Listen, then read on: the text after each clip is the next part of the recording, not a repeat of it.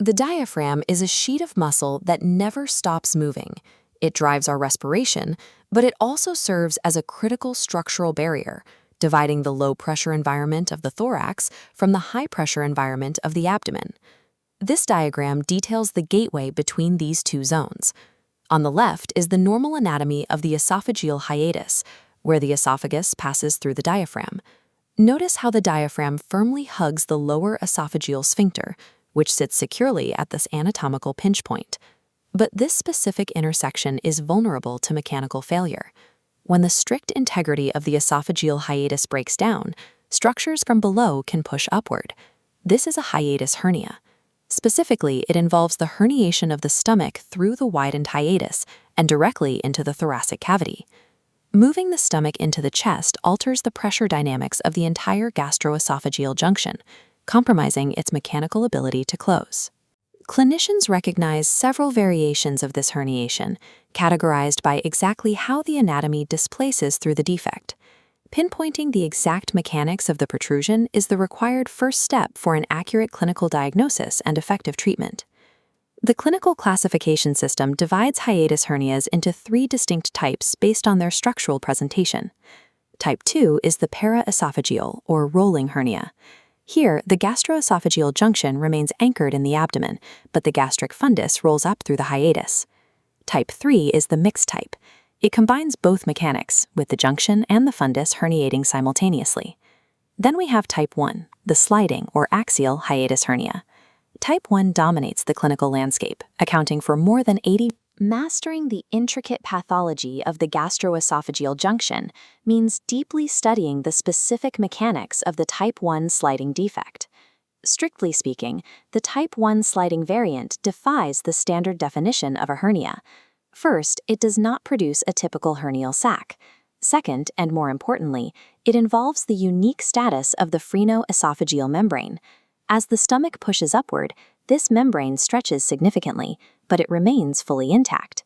Instead of rupturing, the gastroesophageal junction displaces axially. It simply slides directly upward into the thorax. Looking at the right side of our diagram, the mechanics of this sliding displacement become clear.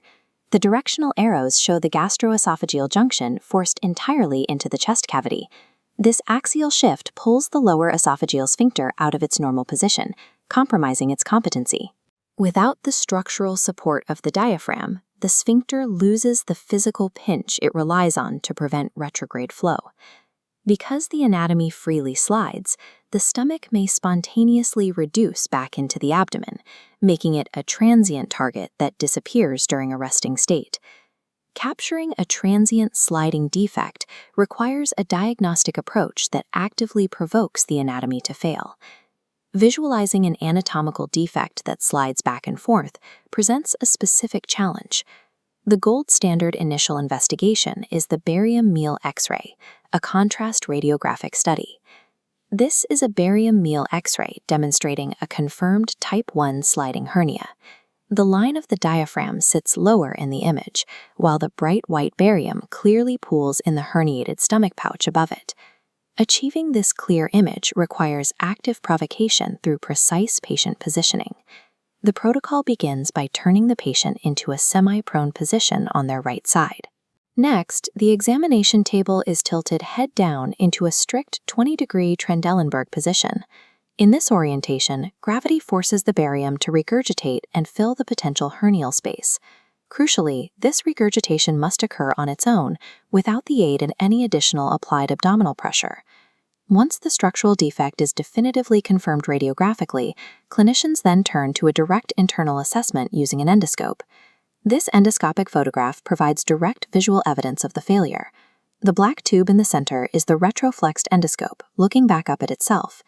Surrounding it are the loose, abnormal gastric folds of the herniated stomach, completely failing to tightly grip the instrument. Beyond verifying the structure, the endoscopy serves a critical secondary purpose, assessing the esophageal mucosa for varying degrees of esophagitis caused by reflux. Combining the dynamic structural proof of the barium swallow with the mucosal assessment of the endoscopy yields a complete clinical picture of the defect. Despite a profound upward displacement of the stomach, a sliding hiatus hernia can often be entirely symptomless. The clinical baseline is clear. If the defect produces no symptoms and barium does not regurgitate spontaneously, no treatment is required. The primary catalyst that transitions this anomaly into a pathology requiring treatment is gastroesophageal reflux. Returning to our diagram, the white arrows illustrate how the mechanical failure of the lower esophageal sphincter directly enables gastric acid to flow backward into the thorax. This acidic reflux dictates the resulting clinical presentation: severe heartburn, regurgitation, and dysphagia.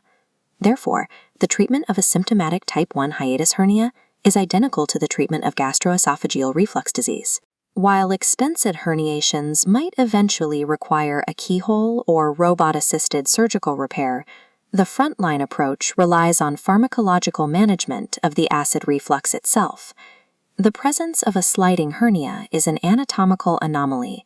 It is the corrosive impact of its mechanical failure that determines its clinical threat.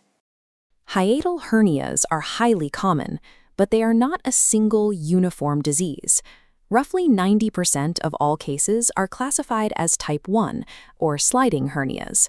Because their symptoms are typically limited to acid reflux, they are routinely managed with basic medical treatment and lifestyle modifications.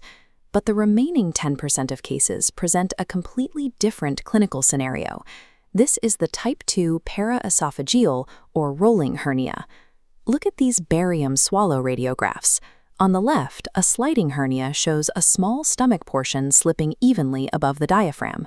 But in the center type 2 image, a massive section of stomach has migrated completely above the diaphragmatic line into the chest. This structural difference at the diaphragmatic hiatus dictates an entirely divergent clinical path for the patient. Despite its severe anatomical displacement, a type 2 hernia often presents without any symptoms at all. It is easy to assume that if a patient feels fine, surgical intervention is unnecessary. However, a type 2 pathology is a true hernia. It features a dedicated hernial sac, which allows the stomach to silently and continuously expand into the chest over time. This silent growth hides a physical vulnerability inside the thorax, a potential for strangulation that can trigger without warning.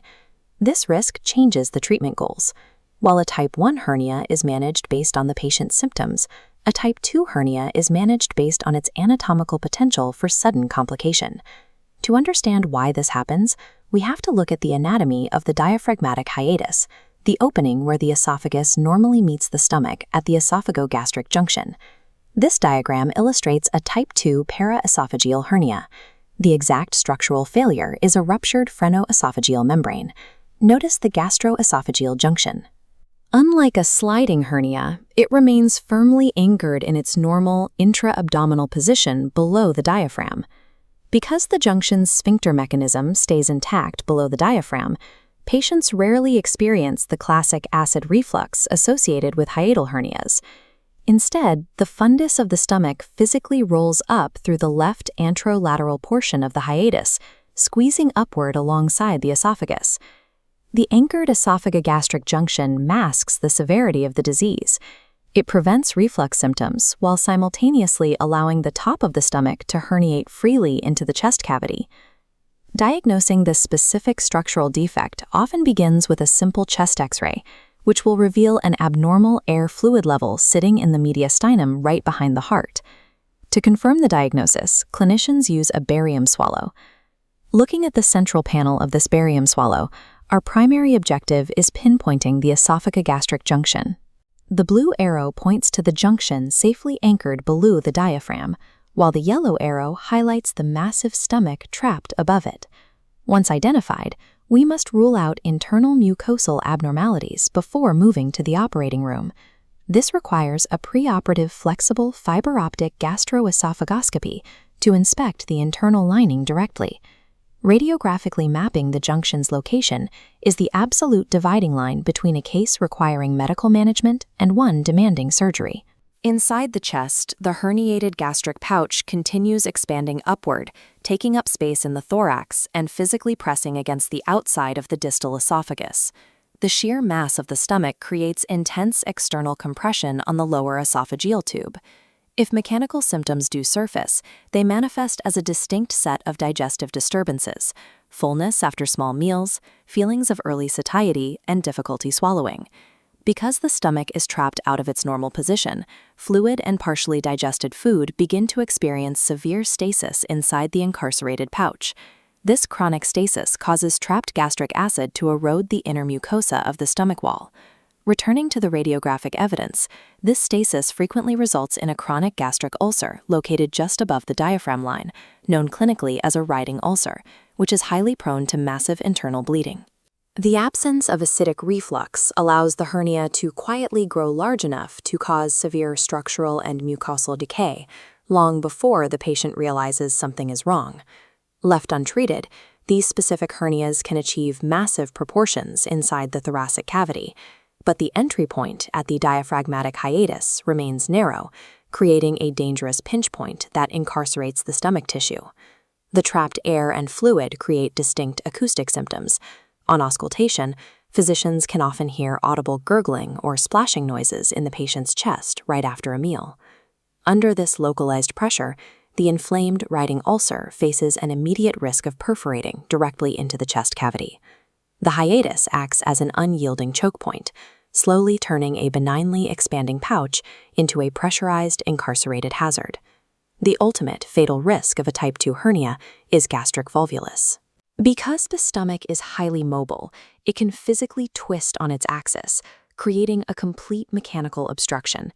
This strangulation rapidly cuts off the blood supply, leading to acute tissue necrosis, and if uncorrected, sudden death. A sliding hernia is typically a chronic condition defined by acid management. A volvulus is an acute surgical emergency. The expansive mobility of the herniated stomach transforms a simple anatomical tear into a lethal emergency, proving exactly why clinical observation is never a viable option. Because the risk of volvulus is omnipresent, relying on medical management for a rolling hernia is completely contraindicated. The mere radiographic presence of a type 2 hernia is an absolute indication for surgery.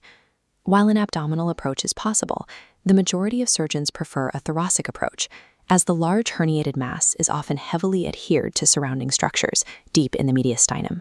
The surgical repair relies on 4 strict principles.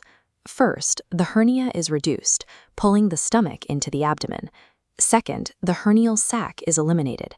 Third, the massive opening in the hiatus is repaired. Finally, an anti-reflux procedure secures the junction. Even with a successful repair, patients face a long-term risk of recurrence, as the sheer size of the original mass severely attenuates the surrounding tissues and diaphragm muscles. While structurally complex to repair, prompt adherence to these surgical principles is the only definitive barrier between a silent anatomical anomaly and a fatal outcome.